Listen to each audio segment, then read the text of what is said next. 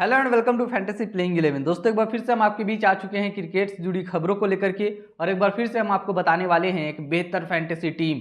दोस्तों आपको पता चल गया होगा कि हम एस-ए-20 के मुकाबले को आपके बीच लेकर के आए हैं, और आपको ये भी पता है कि हम हमारे इस चैनल पर हर दिन एस-ए-20 के मुकाबले को कर रहे हैं कवर, बता रहे हैं आपको डेटा के हिसाब से एक बेहतर टीम, और यकीनन आपके लिए एक बेहतर प्रॉफिट का जरिया लेकर के आ रहे हैं। आपको पता होगा कि हम एस-ए-20 के मुकाबले को कर ही रहे हैं कवर। इसके अलावा हमारे इस चैनल पर हर दिन बहुत सारे न्यूज़ आते हैं, हर दिन हम हर न्यूज़ को करते हैं कवर, खास करके क्रिकेट को लेकर के। और ऐसा नहीं कि हम सिर्फ क्रिकेट के सीजन में आपके लिए टीम लेकर के आ रहे हैं, हम क्रिकेट को लेकर के लगातार और बारीकी से रखते हैं नज़र। इसीलिए जब हम आपको फैंटेसी टीम बताते हैं तो ये हमारा एक्सपीरियंस भी बोलता है, और हम अपने एक्सपीरियंस का यूज़ करके डेटा निकालते हैं आपके लिए, और तब जा करके आपके लिए हम टीम बनाते हैं। खैर बहुत ज़्यादा बातें नहीं करेंगे, और आज जिस मुकाबले के बारे में बात करने वाले हैं, दरअसल ये मुकाबला होने वाला है दोस्तों एम.आई केप टाउन और सनराइज ईस्टर्न कैप के बारे में।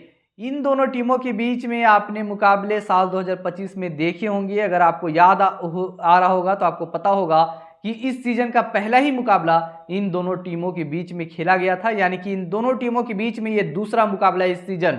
खैर बताएंगे आपको सारे स्टैट्स, और वह रिपीट फिक्सचर के बारे में भी आपको बताएंगे, जो कि हमेशा की तरह हम आपको बताते हैं। इसके साथ ही सारे स्टैट्स बताएंगे, और आखिर में हम आपको आपके लिए एक बेहतर टीम भी बताएंगे। तो चलिए बिना देरी किए हुए वीडियो को करते हैं शुरू। जैसा कि आपको मालूम है कि एम.आई केप टाउन और सनराइज ईस्टर्न कैप के बीच में ये मुकाबला खेला जाएगा। हम आपको इसमें pitch report, head to head records, fantasy team, इसके अलावा एक प्रोबेबल प्लेइंग 11, इसके साथ ही हम आपको कैप्टन और वाइस कैप्टन चॉइस भी बताएंगे। इसके साथ ही हम आपको बेस्ट पिक्स बताएंगे। ये हमारे लिए बड़ा इंपॉर्टेंट सेक्शन होता है, जहां पे हम खिलाड़ियों के शानदार प्रदर्शन के हिसाब से वैसे खिलाड़ियों का चुनाव करते हैं जो आपकी टीम में होने ही होने चाहिए।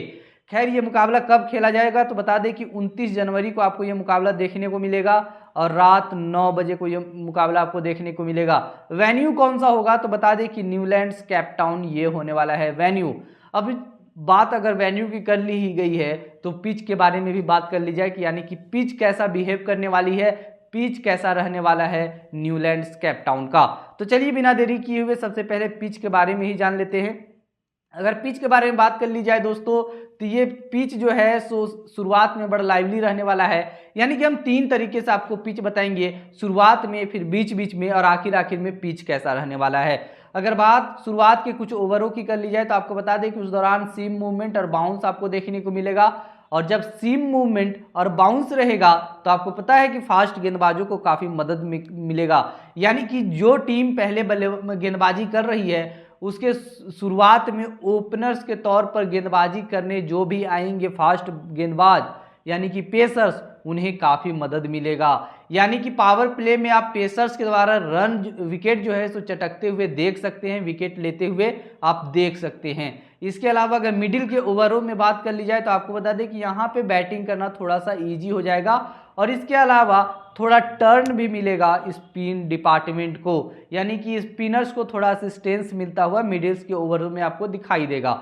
इसके साथ ही अगर लेटर स्टेज यानी कि लास्ट के ओवरों में बात कर ली जाए तो एक बार फिर से आपको बैटिंग फ्रेंडली पिच हो जाएगा ये आखिर में। इसके साथ ही बाउंस भी ठीक ठाक फिर से पिच में देखने को मिलेगा, यानी कि आखिर में जो कि फिनिशर होते हैं वो बड़े बड़े शॉट्स और बड़े बड़े स्कोर की ओर जा सकते हैं। जब हम आपको पिच बताते हैं, पिच रिपोर्ट बताते हैं, तो आप उस हिसाब से समझ सकते हैं कि पूरी मैच का रूपरेखा किस तरह से हो सकती है। अगर इसके अलावा वेदर के बारे में बात कर ली जाए दोस्तों तो आपको बता दें कि वेडनेसडे को जो वेदर रहने वाला है, चूंकि ये मुकाबला रात को खेला जाएगा तो इवनिंग में थोड़ी बादल तो होगी लेकिन बारिश की नहीं है कोई संभावना, और पूरी तरह से मौसम बड़ा साफ रहने वाला है।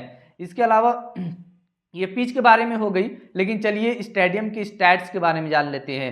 ये दरअसल T20I का स्टैट्स है। अभी तक इस स्टेडियम पर कितने T20I मुकाबले खेले गए हैं इसके बारे में बात कर ली जाए तो 26 T20I मुकाबले दोस्तों स्टेडियम पर इस स्टेडियम पर अभी तक खेले गए हैं, जहां बैटिंग फर्स्ट करते हुए 8 मुकाबले जीते गए, वहीं बैटिंग सेकंड करते हुए 6 मुकाबले जीते गए।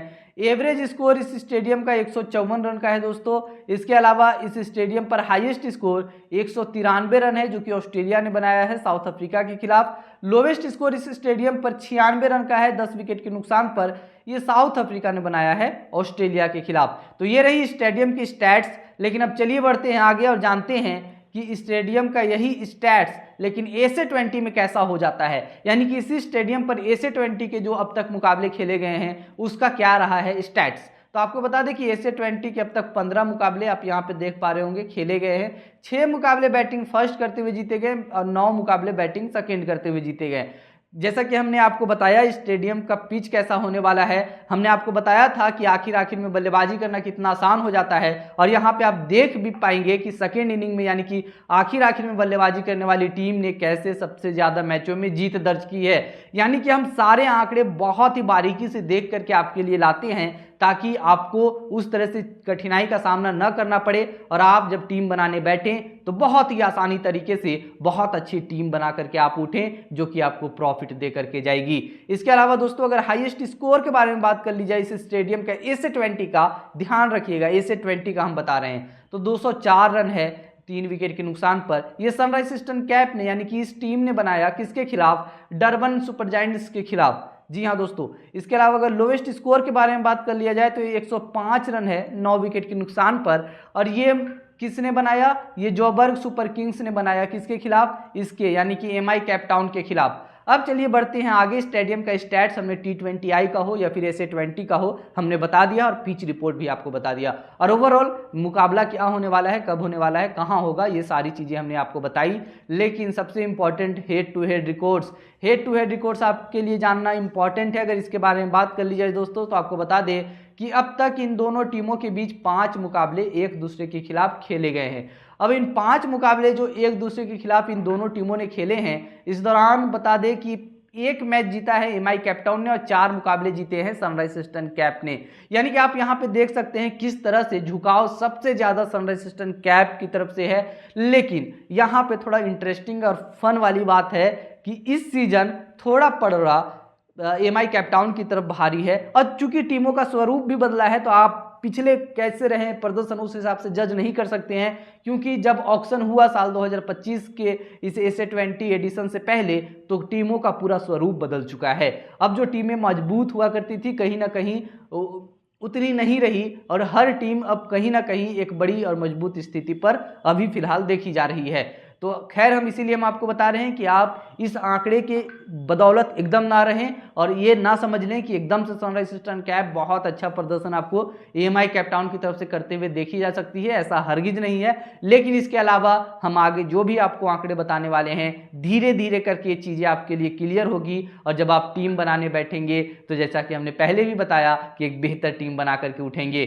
खैर अभी हम हेड टू हेड रिकॉर्ड्स के बारे में बात कर रहे हैं तो इसी के बारे में बात कर ली जाए। 5 मुकाबले हुए हैं दोनों टीमों के खिलाफ, एक दूसरे के खिलाफ खेला है, और 4 मैच उसमें जीता है सनराइज ईस्टर्न कैप ने, और 1 मैच जीता है किसने, 1 मैच जीता है MI केप टाउन ने। अगर लास्ट के 4 मुकाबले के बारे में दोस्तों बात कर ली जाए तो आपको बता दें कि साल 2023 में सनराइज ईस्टर्न कैप ने 2 विकेट से जीत दर्ज की थी। इसके अलावा साल 2024 में जो 2 मुकाबले खेले गए थे, इस दोनों ही मुकाबले को साल 2024 में सनराइज ईस्टर्न कैप ने 4 रन से जीत दर्ज की थी। इसके अलावा साल 2025 में साल 2025 का ही मुकाबला आपको देखने को मिलेगा 29 जनवरी को, लेकिन एक मुकाबला जो कि इन दोनों टीमों के बीच में साल 2025 में हो चुका है, जो कि A से 20 का पहला ही मुकाबला था, 9 जनवरी को खेला गया था, याद रखिएगा।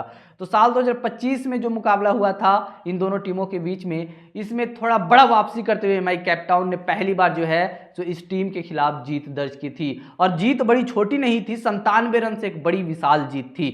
खैर चूंकि आपसे बात की गई साल 2025 के पहले मुकाबले के बारे में तो इसी के बारे में बात कर लेते हैं। यानी कि साल 2025 में जो दोनों टीमों के बीच में पहला मुकाबला खेला गया था, ये मैच नंबर 1 था जैसा कि हमने आपको पहले भी बताया, और 9 जनवरी को ये मुकाबला खेला गया था। और इस मुकाबले में पहले बल्लेबाजी करते हुए MI केप टाउन ने 174 रन बनाए थे निर्धारित 20 ओवरों में 7 विकेट के नुकसान पर, और इसके जवाब में जब सनराइज ईस्टर्न कैप बल्लेबाजी करने उतरी तो पूरी तरह से सनराइज ईस्टर्न कैप की बल्लेबाजी जो है सो खोखली रही और एक तरह से पूरी तरह से धाराशाही हो गई, और महज 77 रन सनराइज ईस्टर्न कैप बना पाई MI केप टाउन के खिलाफ 174 रन को चेज करते हुए, और महज 15 ही ओवर में पूरे विकेट भी जो है सो सनराइज ईस्टर्न कैप के गिर गए, और 15 ओवर ही टिक पाई और महज 77 रन ही बना पाया। और नतीजा ये था कि MI केप टाउन ने 97 रन से ये मुकाबला अपने नाम कर लिया था। खैर अब इसके आगे हम बात करते हैं कि दोनों टीमों ने कैसा प्रदर्शन किया था, उनके खिलाड़ियों ने कैसा प्रदर्शन किया था। तो शुरुआत करते हैं एमआई केप टाउन से, क्योंकि सबसे पहले एमआई केप टाउन ने ही बल्लेबाजी की थी उस मुकाबले में। तो उसके दो ओपनर बल्लेबाज रासी वांडरडसन और रिजा हेंड्रिक्स। वांडरडसन ने तो 16 रन बनाए, लेकिन रिजा हेंड्रिक्स महज 0 पर यानी कि डक पर आउट हो गए। लेकिन कॉनर स्टेहाइंजर ने, इस खिलाड़ी ने 22 रन की पारी खेली थी। इनग्राम ने 22 रन की पारी खेली थी। डेवाल्ड ब्रेविस ने 57 रन बनाए थे। वहीं जॉर्ज लिंडा ने 23 रन की पारी खेली थी। इसके अलावा अजमतुल्ला ओमरजई ने 2 रन बनाए थे और लास्ट में डेलेनो पोर्टगीटर ने 25 रन की पारी खेली थी। यहाँ पे आप देख पा रहे होंगे कितनी शानदार तरीके से खिलाड़ियों ने प्रदर्शन किया। 1 2 3 खिलाड़ियों को छोड़ दिया जाए तो बाकी के सभी खिलाड़ियों ने बहुत अच्छे तरीके से कुछ न कुछ रन्स अपने स्कोर बोर्ड पर जोड़े थे।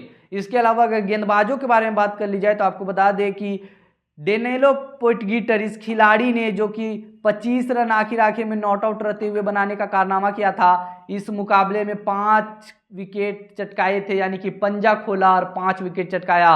ये खिलाड़ी काफ़ी शानदार तरीके से और एक तरह से अपने दम पर इस पूरी टीम को सनराइजर्स ईस्टर्न कैप को धराशायी कर चुका था। इस खिलाड़ी का नाम जरूर याद रखिएगा। ट्रेंट बोल्ट ने इस मुकाबले में 2 विकेट चटकाए थे। अजमतुल्ला उमरजई, राशिद खान और इसके अलावा जॉर्ज लिंडा ने 1 विकेट चटकाने का कारनामा किया था। माफ कीजिएगा, राशिद खान ने 1 भी विकेट नहीं चटकाए थे। अब बात करते हैं कि इसी मुकाबले में सनराइजर्स ईस्टर्न कैप ने चेज करते हुए 174 रन को कैसे प्रदर्शन रहे उनके खिलाड़ियों के। तो जैक क्रॉली और जॉर्डन हार्मन, ये दोनों इसके ओपनर बल्लेबाज हैं। जैक क्रॉली ने 12 रन, वहीं हार्मन ने महज 4 रन बनाया। टॉम एबेल डक पर, ये खिलाड़ी वो भी गोल्डन डक पर आउट हो गया। एडन मार्करम 19 रन की पारी महज खेल पाए। ट्रिस्टन स्टब्स महज 13 रन की पारी खेल पाए। ब्यार्स स्वाप्नेल, इस खिलाड़ी ने 1 रन बनाए। और इसके अलावा डेविड बेडिंगम ने 0 रन, यानी कि डक पर एक और खिलाड़ी आउट हुआ।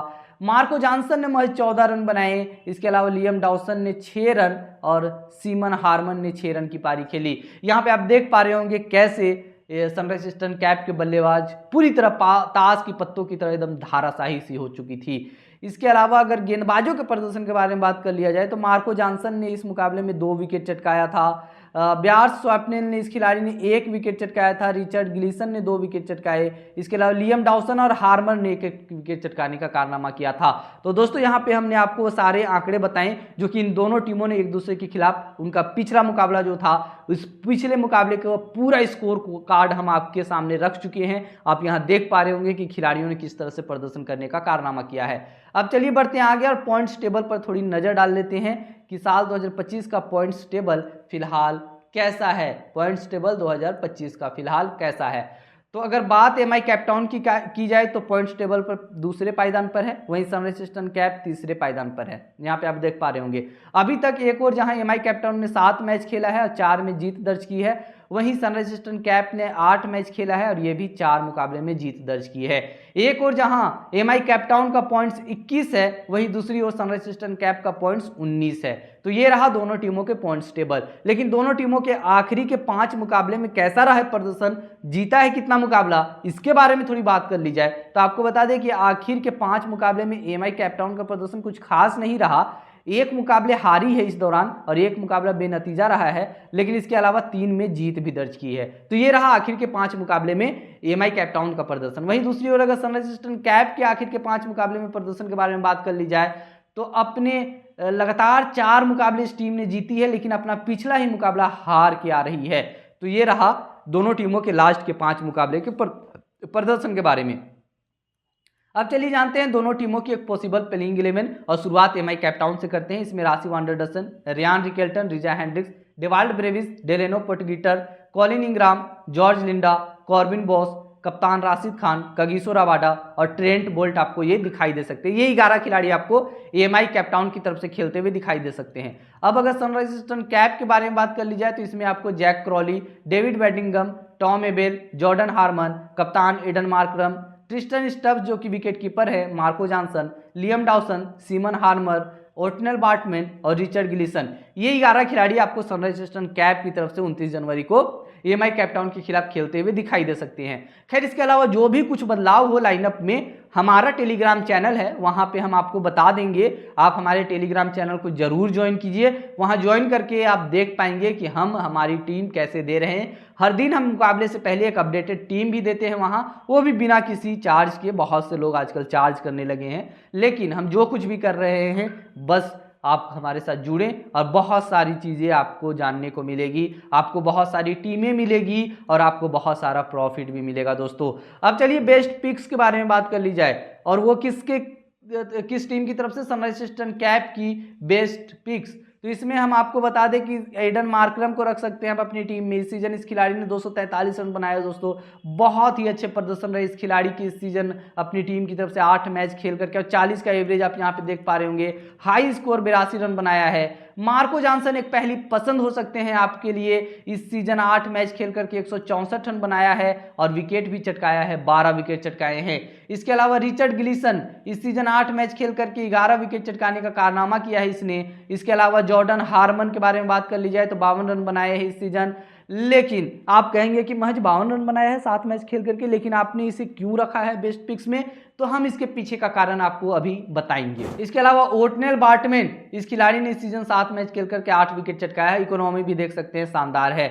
इसके अलावा अगर हम माफ कीजिएगा, इसके अलावा अगर हम एमआई कैपटाउन के बेस्ट पिक्स के बारे में बात कर ली जाए तो यहाँ पे थोड़ा मिस्टेक हुई हमसे, तो खैर हम नाम यहाँ पे ले रहे हैं। और तस्वीरों में आप मत जाइएगा क्योंकि हमसे थोड़ी यहाँ पे तस्वीरों में, लेकिन एडिटिंग में हम उस चीज़ का सुधार कर देंगे। राशिद वांडरडसन, इस खिलाड़ी ने अभी तक 7 मैच खेल करके 252 रन बनाए हैं। हाईएस्ट स्कोर देखिए 91 रन का, काफी शानदार। एवरेज यहाँ पे 55 रन का है दोस्तों। रियान रिकल्टन के बारे में बात कर ली जाए दोस्तों तो बता दें कि इसने 178 रन अभी तक 4 मैच खेल करके बनाए हैं और एवरेज देखिए 44 का, स्ट्राइक रेट वाह 183 का। इसके अलावा राशिद खान इस सीजन 7 मैच खेल करके 6 विकेट चटकाया है। इसके अलावा बता दें कि डेनियल पोर्टगीटर इस सीजन 7 मैच खेल करके 101 रन बनाया है और 5 विकेट भी चटकाने का कारनामा किया है। अब बढ़ते हैं आगे और जानते हैं क्या होगी आपके लिए कैप्टन चॉइस। कैप्टन चॉइस के बारे में बात कर ली जाए तो मार्को जॉनसन को कर सकते हैं आप अपनी टीम में बतौर कैप्टन बना सकते हैं, क्योंकि वो बल्ले से और गेंद से दोनों से कमाल करके आपको पॉइंट्स देता हुआ देखा जा सकता है। ओटनेल बार्टमैन के बारे में बात कर ली जाए तो दोस्तों ओटनेल बार्टमैन को भी आप कैप्टन बना सकते हैं। ऐसा हम इसलिए कह रहे हैं क्योंकि ओटनेल बार्टमैन फिलहाल हाईएस्ट विकेट टेकर हैं। एमआई कैपटाउन और सनराइजर्स ईस्टर्न कैप के खिलाफ जो 5 मुकाबले खेले गए हैं और इन दोनों टीमों के बीच में खेले गए मुकाबले में सबसे ज्यादा विकेट किसी ने चटकाया है तो ओटनेल बार्टमैन ने चटकाया है, 10 विकेट चटकाए हैं। इसके अलावा एडन मार्करम को भी आप कर सकते हैं अपनी टीम का कप्तान बना सकते हैं। ऐसा इसलिए कर रहे हैं क्योंकि अगेन इन दोनों टीमों के बीच में जो मुकाबले खेले गए हैं अब तक, इस दौरान सबसे ज्यादा हाईएस्ट रन स्कोरर अगर कोई रहा है तो वह यही खिलाड़ी है एडन मार्करम, जिसने एमआई कैपटाउन की तरफ से खेलते हुए सबसे ज्यादा रन बनाने का कारनामा किया है। अब अगर वाइस कैप्टन पिक्स के बारे में दोस्तों बात कर ली जाए तो राशिद वांडरडसन आपके पहले चॉइस हो सकते हैं। ऐसा इसलिए कह रहे हैं कि फिलहाल एस-ए-20 2025 का जो मुकाबला चल रहा है, तीसरा सबसे हाईएस्ट लीडिंग रन स्कोरर कोई है और है तो कोई और नहीं बल्कि राशिद वांडरडसन है। इस खिलाड़ी को आप कर सकते हैं शामिल। जॉर्डन हार्मन, इसे शामिल करने के पीछे का तर्क यह है कि इस खिलाड़ी ने एमआई कैपटाउन के खिलाफ पिछले सीजन में नाबाद 106 रन की पारी खेली थी। आपको हो सकता है कि इस मुकाबले में भी कुछ शानदार प्रदर्शन करता हुआ देखा जा सकता है। डेलेनो पोर्टगीटर के बारे में दोस्तों बात कर ली जाए तो आपको बता दें कि एमआई कैपटाउन के खिलाफ इस खिलाड़ी का बेस्ट बॉलिंग फिगर है। इसी के बारे में हम बात कर रहे थे कि आखिर हमने क्यों रखा है इस खिलाड़ी को टीम में। हम बता दें कि 5 विकेट और 10 रन देकर के 5 विकेट चटकाने का कारनामा, जो कि अब तक का एमआई कैप्टन और सनराइजर्स ईस्टर्न कैप के बीच में खेले गए मुकाबले में बेस्ट बॉलिंग फिगर यही है। इसीलिए आप करें इस टीम में अपनी टीम का वाइस कैप्टन इस खिलाड़ी को बना सकते हैं। तो दोस्तों हमने वह सारे आंकड़े बताए जिसकी मदद से यकीनन आप एक बेहतर टीम बना सकते हैं। लेकिन चलिए हमेशा की तरह हम आपको एक टीम भी बताएंगे। अगर उस टीम के बारे में बात कर ली जाए दोस्तों तो आपको उसी तरह से हम टीम देंगे जिस तरह से टीम हम अमूमन लाते हैं। जैसे कि हम आपको विकेट कीपर, फिर बैट्समैन, फिर ऑलराउंडर्स, फिर गेंदबाजों के नाम बताएंगे। अगर विकेट कीपर से शुरुआत कर ली जाए तो आपको बता दें कि रियान रिकल्टन और ट्रिस्टन स्टब्स, ये 2 खिलाड़ी बतौर विकेट कीपर आपकी टीम में शामिल हो सकता है। इसके अलावा जॉर्डन हार्मन और राशिद वांडरडसन, ये 2 बल्लेबाज आपकी टीम में शामिल हो सकते हैं। इसके अलावा Aiden Markram, Marco Jansen, D Potgieter और जॉर्ज लिंडा, ये 4 खिलाड़ियों को आप अपनी टीम में बतौर ऑलराउंडर शामिल कर सकते हैं। गेंदबाजों में आप रिचर्ड गिलिसन, ओटनेल बार्टमैन और राशिद खान को कर सकते हैं शामिल। तो दोस्तों उम्मीद है कि ये जो हम आपको खिलाड़ियों के नाम बता रहे हैं, 11 खिलाड़ियों के नाम, आपने देखा कि किस तरह से हम आपको सारे आंकड़े हमने आपको बताएं, और जब आंकड़े हमने आपको बताएं तो उन्हीं आंकड़ों की मदद से और उन्हीं आंकड़ों को देख करके बड़ी जद्दोजहद के साथ हमने एक टीम बताई, जो टीम आपके लिए एक बेहतर फैंटेसी टीम साबित हो सकता है। यकीनन आप इस टीम को लगा करके एक बेहतर प्रॉफिट बना सकते हैं, लेकिन इसके अलावा हम आपको बताते चले कि हमारी टीम एक और देंगे आपको, जो कि मैच से पहले होगा, जो लाइनअप आने के बाद हम बनाते हैं। और वो टीम कहाँ मिलेगी, तो आपको बता दें कि वो टीम मिलेगी टेलीग्राम पर। इसीलिए आप हमारे टेलीग्राम चैनल को कीजिए सब्सक्राइब, आपको लिंक मिल जाएगा हमारे डिस्क्रिप्शन पर, और यहाँ पॉपअप में दिखाई भी दे रहा होगा कि क्या है हमारे टेलीग्राम का आईडी, आप उसे सिंपली जाकर के टेलीग्राम में सर्च कर सकते हैं। तो दोस्तों यही थी हमारी आज की वीडियो, इसके बाद मिलते हैं फिर एक नए वीडियो के साथ, तब तक के लिए आपसे लेते हैं विदा, धन्यवाद।